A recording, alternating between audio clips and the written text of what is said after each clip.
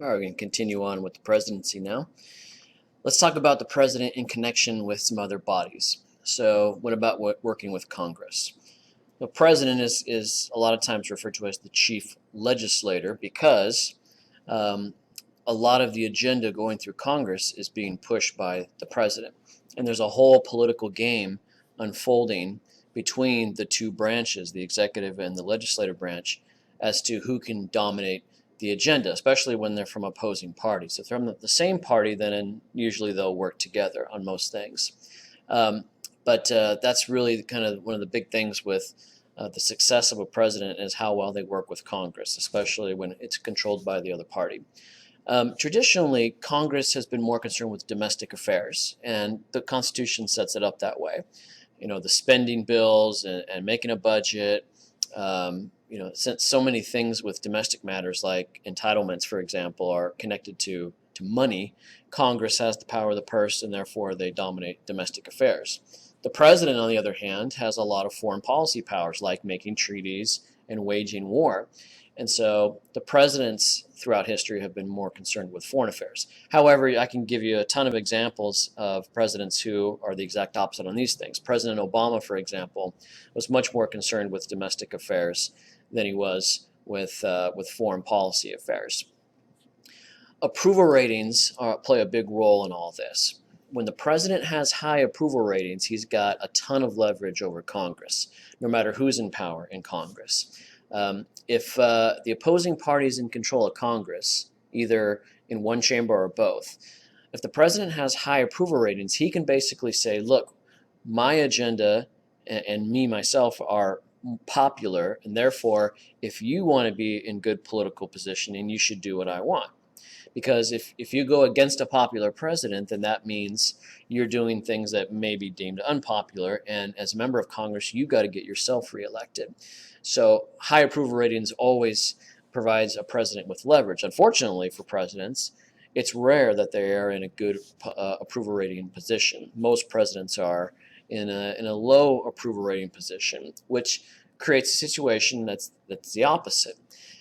Congress now has the leverage because to get themselves reelected individually, they're going to want to do the opposite of what an unpopular president is doing. So if an unpopular president is pushing, going to war with some country, as a member of Congress, you're going to say, no, I don't want to do that because it's going to be more politically expedient for you. And so approval ratings is big. The other thing that we should mention is mandates.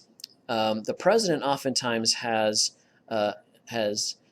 inertia coming into the White House after an election, because think about it, in a campaign, the president's going to make a bunch of campaign promises. When I become president, I'm going to do this. If that candidate wins, then the voting public, the electorate, must like those ideas to some degree. And so the president can go to Congress and say, the people elected me because of what I promised, therefore you better do what I say if you want to be popular and get yourself reelected.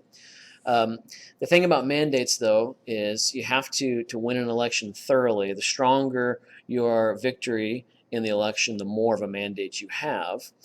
It also doesn't mean that Congress is always going to go along with you.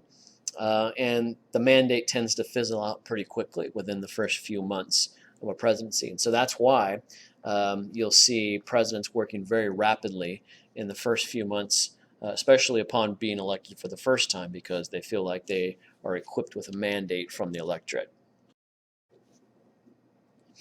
So what about the president as a party leader to try to get his agenda through Congress? Most of the time, the president, if he has his same party in control of Congress, then they're going to have a jolly old time.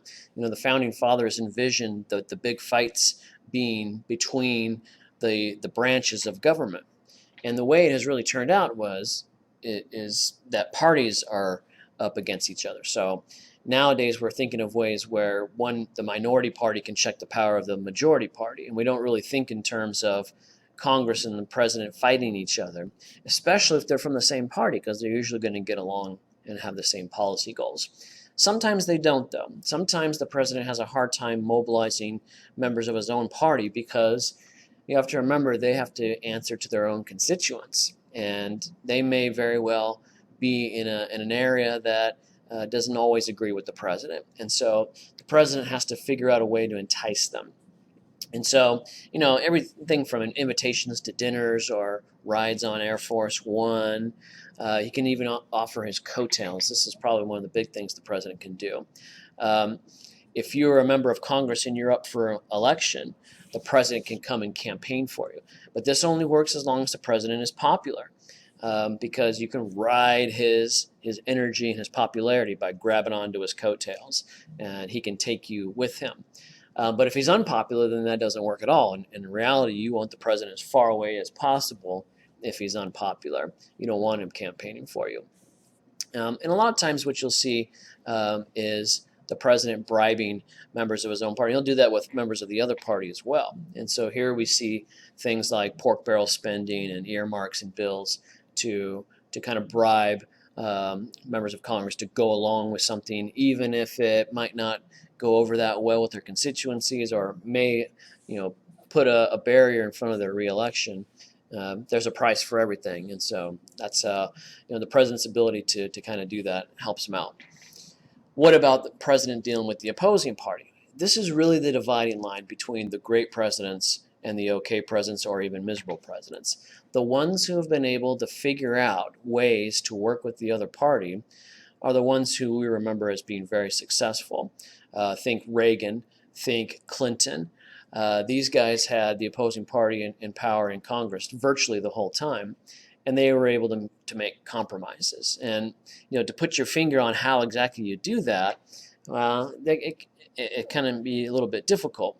You may compromise. You may, as president, drive an agenda that is mainly yours, but also you throw a few chips to the opposing party to go along. You may move closer to the middle. This is what Clinton did. President Clinton, a Democrat, basically signed a whole bunch of bills that Republicans liked, things that they would meet on the middle on and both agree on. You can do that as well. Again, when you first get elected as president, you have a little momentum to get your agenda through, especially the first time you get elected.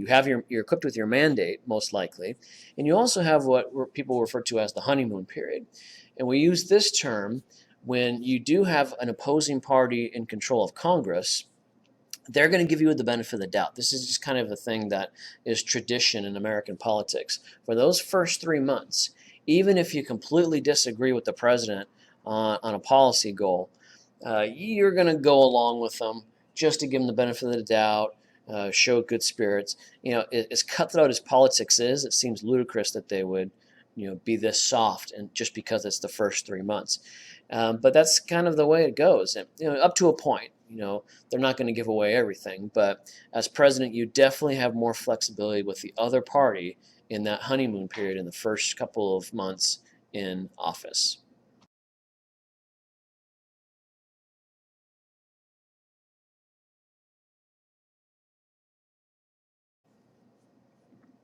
Executive orders is a major issue when we deal with the president. And everybody's heard of these things, but very few people really understand what's happening when the president issues an executive order. So an executive order is nothing but a directive. Notice it's not a law created by the president. It's a directive. It's instructions for something to happen. In the Constitution, in Article 2, Section 3, we see a kind of a vague granting of power to the president that says he must take care that the laws be faithfully executed. And that's really the foundation of what the president's supposed to be. He's the chief executive of the executive branch.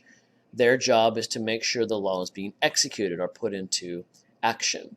So what happens then if Congress creates a law that's signed by the president, put into action by the bureaucracy, but it's not happening the way it is supposed to?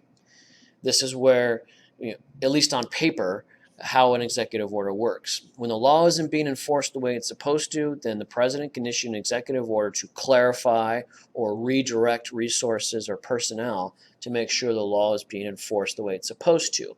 Or, if we're being honest and dealing in reality, this is where the president issues an executive order to make the law be implemented and regulated as he wishes it were. which may not be the way that Congress intended.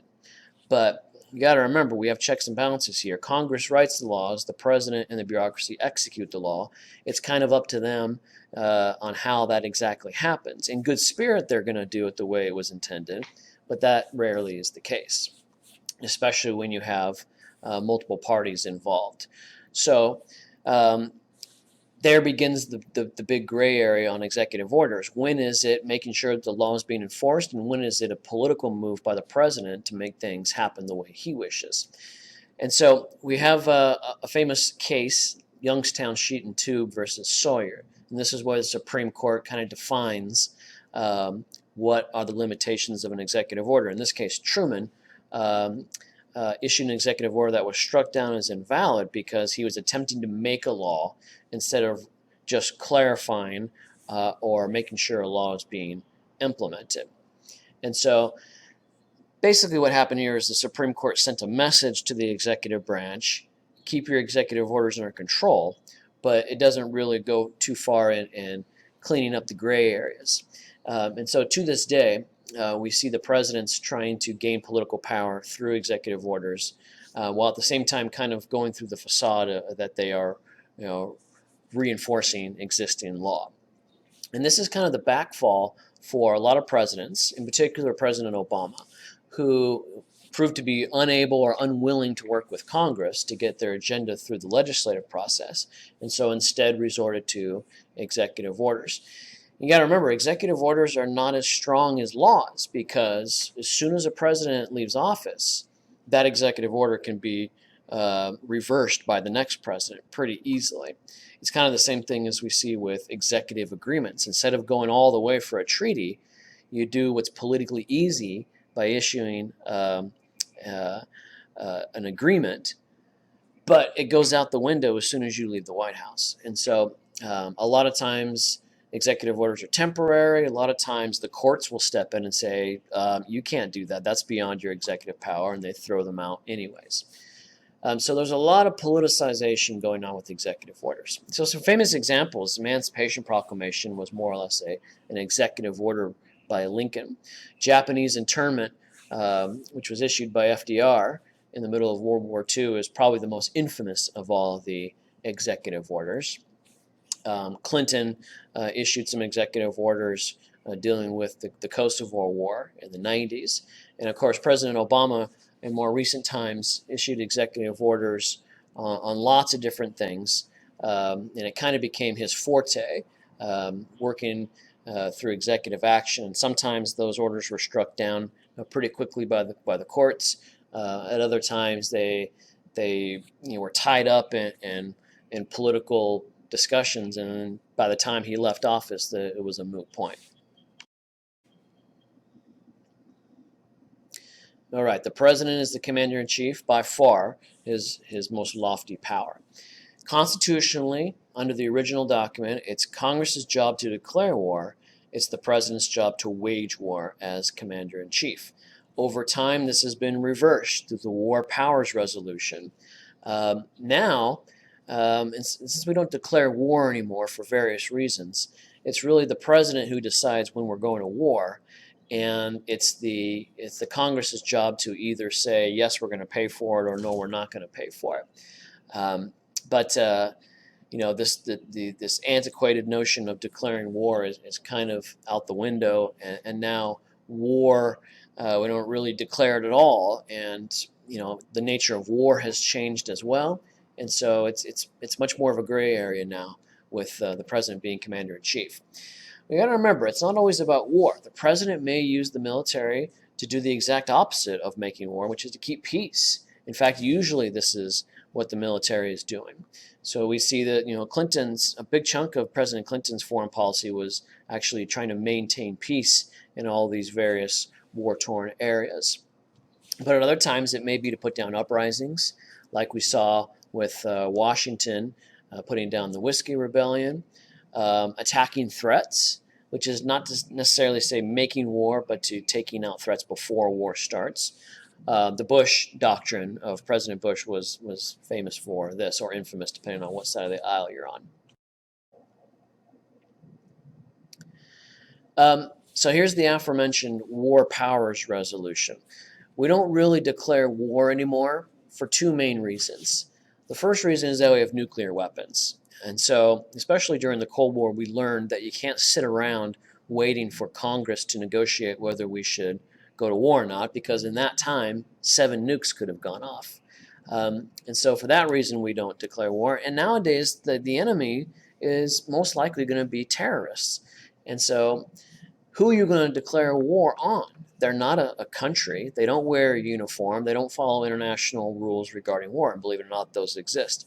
And so declaring war just doesn't really make any sense anymore. But back in the 70s, after Vietnam, right, as Vietnam was ending, Congress felt the need to recollect some of its war-making powers. And they clearly didn't see the writing on the wall, because the last time the United States declared war was World War II. And Korea had come and gone, and now Vietnam was about to have come and gone. And we've had a couple of wars since then. And it was mainly political in the aftermath of Watergate and Vietnam, where you saw a lot of abuses of power from the president and Congress kind of feeling left out of the game. They tried to reassert themselves in the war-making area. But it was a little bit late. But what this basically says is the president has to inform Congress of any military actions within 48 hours of launching the campaign. And then forces must be withdrawn within 60 days unless Congress declares war or extends the period. And so, again, they kind of realized that declaring war was kind of an old notion. So unless Congress either says, okay, fine, or extends that 48-hour period, then you got to stop within 60 days. Right? And so at any time, Congress can end that military action, and the president can't veto. So red flags should go up immediately when you hear the words, the president cannot veto. So this puts the whole thing on shaky constitutional ground. We got a couple of things here that are major, major problems. Number one, who is really waging the war here? If Congress can say stop military actions, within 60 days, 48 hours, this happens, 48 hours, that happens. It sounds like Congress is trying to put themselves in control of military actions. And then to say that the president can't veto something, well, that's foundationally unconstitutional. So where do we put this whole war powers resolution? It's still on the books because nobody has bothered to take it to the courts. Congress isn't very eager to take it to the courts because they know they would lose. And the president doesn't really care. He knows he's got Congress by the throat with this, that if they do make a fuss, then he'll win a constitutional showdown. And so it's still on the books. You'll hear people talk about it every now and then.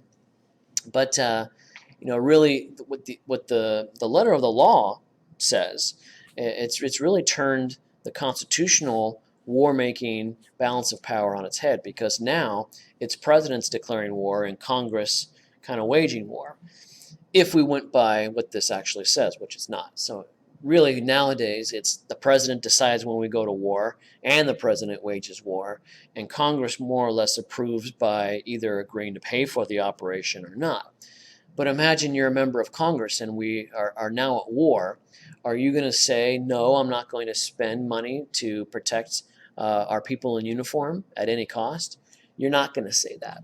And that's why something like the Iraq War, which was pretty unpopular with everybody from the outset, Congress repeatedly paid for the extensions of the war because they didn't want to be that one member of Congress who was accused of not supporting the troops. So when it's all said and done, the president is more powerful than ever when it comes to being commander-in-chief in foreign affairs. The president is also the crisis manager when he is actually serving as commander-in-chief when crises come about. So this can be any kind of sudden, unpredictable, or dangerous event. It can be a human-made event like 9/11, or it could be a natural phenomenon like a hurricane. But this is really a defining moment for a president, because if you handle these situations well, it can be very good for your approval ratings and therefore your leverage as president. But if you handle them poorly, then it can really be a thorn in your side. Take President Bush, for example. He was able to do both of these things in his presidency. After 9/11, he gives the rebel top speech where he says they're all going to hear from us real soon, which is a very bold, patriotic, aggressive speech. And his approval ratings were skyrocketing at that moment. Fast forward a few years to the end of his presidency, his approval ratings are now tanking because the economy is weakening, the war is kind of dragging on, and then a hurricane happens. And somehow the press and Bush's political opponents were able to blame him for Hurricane Katrina, which lands on New Orleans. And it was basically portrayed that it was Bush's fault for not getting people out and all these kinds of things, which is really kind of ridiculous. I'm sure there are things that could have been handled better, but it was definitely not the president's fault that the hurricane hit New Orleans. And so it was deemed that he had handled Hurricane Katrina poorly, and therefore his approval ratings really dropped off pretty quickly. The president clearly better for crises because, unlike Congress, who is slow and takes the agreement of a large number of people, the president can make a decision for himself and go into action. What about the president and his relationship with the people? Obviously, as president, you have to get yourself reelected. You got to maintain certain popularity going into your next election so that you can get reelected. But there's more to it. There's more going on with the president's interactions with the public, usually through a TV camera. Again, it's about leverage. It's about the president gaining support for his agenda, especially when he's going to Congress. So let's, again, when the president's dealing with Congress, he's got another card to play, and that is going public. What if Congress isn't cooperating and the president is trying to use all the leverage he can to try to get Congress to go along with his agenda? And if they're not, well, then the president can go on TV, make an evening address to the people, look at right in their eyes through the camera, and plead his case. Congress can't do that. There's not enough time in the day for 535 people to try to get camera time. Half of them you never heard of or more. But everybody knows who the president is. And the president can give a speech on prime time. A lot of people will watch. And he's got that ability to go public, to try to gain people onto his agenda. President Obama did this when he was trying to sell Obamacare. Congress was dragging its feet because it was a very politically precarious position to take. And so the president went on a nationwide tour, giving speeches all over the country. He went on TV several times to sell it to the public. And even then, it still really didn't make a whole lot of progress. And so they eventually resorted to just cramming it into effect. But there's lots of examples you can think of this. Probably the most famous is Woodrow Wilson doing a nationwide tour to sell the public on the Versailles Treaty that is going to put the United States into the League of Nations after World War I. In fact, he went at it so hard that he gave himself a stroke and was bedridden for the rest of his presidency. And so that's why you see the president on camera so much. There's this hypothetical relationship that he's trying to gain with the public, by making himself more human, more patriotic. That's why presidents love to be seen mingling with the people, or throughout the first pitch at a baseball game, or kiss babies, or dedicate a new monument.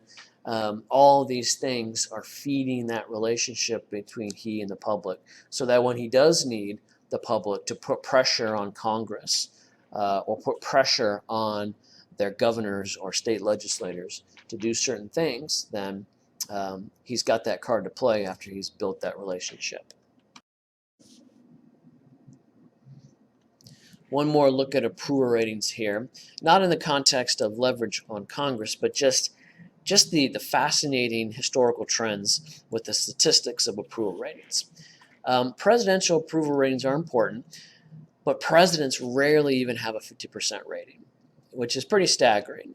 Thinking of all of our great presidents, that at least what history tells us are our great presidents, Most of them were pretty darn close to the middle, and at various times even below 50% in approval ratings. Most of the time, the president in the White House goes down in popularity because with Murphy's Law, anything that can go wrong will go wrong. And a lot of times with presidents who serve, especially for 8 years, people get tired of them just like they get tired of outfits. So it's like they get tired of TV shows. And so your popularity is going to gradually go down. And if you're in office long enough, something bad's going to happen and your popularity is going to go down. There are a couple of presidents, however, who did manage to have their approval ratings go up over time. And the best example is President Clinton. Even in the midst of a political scandal, he was able to go up in popularity. And the main thing is because it's all about the economy. In fact, Clinton said, "If the economy's stupid," famous words from him, where politics is all about how good is the economy. You could do whatever you want. You can be as naughty as you want to be and be as mean as you want to be or whatever. As long as the economy's good and people are working and people are paying their mortgages, you're going to be popular as president. And the exact opposite is true as well. Others, like Reagan and Eisenhower, for example, went up and down, and that usually suggests that there are good events and bad events throughout their presidency that are going to make their approval ratings shift. Ratings are also influenced by the time. Sometimes it's completely out of the president's hands as to whether his approval ratings are high. And this is also true of members of Congress and other political personnel. You could be a governor of a state, and if the president of the United States is in your party and he's really, really unpopular, that could drag you down in approval ratings as well. But with the president, it's usually his numbers with his presidency, and everybody else is affected by the numbers. But these days, a lot of things, especially with TV, a lot of things that have nothing to do with policy making or the job of the presidency have the biggest impact. How much leadership do you show? Like President Bush giving the rebel top speech after 9/11, showing leadership. No one really knew what he was going to do, but they liked his leadership, and so his approval ratings went up. Or integrity. After the Bay of Pigs invasion, President Kennedy went on TV and said, "You know what? It was my fault. It was my plan. It didn't go well, and we're going to do better next time." The people respected it, and his approval ratings were not injured by that. Major events will play a big role in your approval ratings too. Victory in a war, like in the Gulf War, or coming together as a nation like we did after 9/11 can cause really big spikes in approval ratings. And then again, of course, Hurricane Katrina or a bad economy or some kind of political scandal that doesn't look too good, your approval ratings can plummet pretty darn quickly in those instances. The president and the press. This is a good topic for the modern era, the era of TV and radio, where the president's image is such an important thing. Again, the media, remember what it is. It is a linkage institution between the president and the public.